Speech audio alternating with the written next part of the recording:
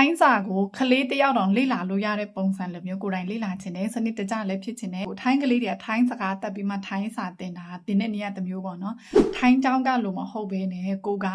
မြန်မာတယောက်အနေနဲ့နိုင်ငံခြားသားတယောက်အနေနဲ့ထိုင်းဘာသာစကားကိုလေ့လာတဲ့အခါမှာနားလည်ရလွယ်အောင်လေ့လာခြင်းနဲ့သို့မဟုတ်ကိုမှခလေးရှိတဲ့ကိုယ်တိုင်တော့လည်းလေ့လာခြင်းနဲ့ခလေးကိုလည်းပြန်သင်ပေးခြင်းနဲ့ဆိုတဲ့လူတွေအတွက်အတင်းကောင်းလာပြောပေးတယ်ဒီချက်ကဒီစာအုပ်ပေါ့နော်ထိုင်းစာအခြေခံ basic new update လုပ်ပေးနေရပါတော့ဒီစာအုပ်ထဲမှာဒီချက်ရေးထားတဲ့ဟာခါကြတော့ခလေးငယ်တွေလေ့လာရတာတိတ်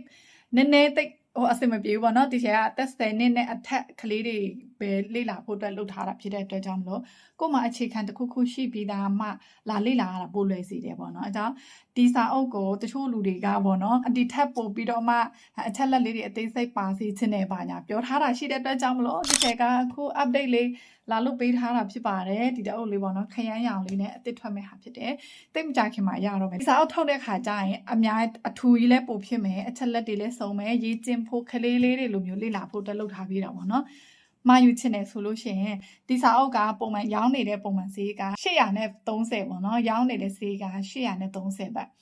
အဲ့ဒါကိုဒီတအုပ်ခါကျနည်းနည်းအများကြီးပို့ထူမှာအချက်လက်တွေလည်းပို့စုံတယ်ဗီဒီယိုလေးတွေလည်းစနစ်တကျပို့ပြီးမှလုပ်ထားပေးတယ်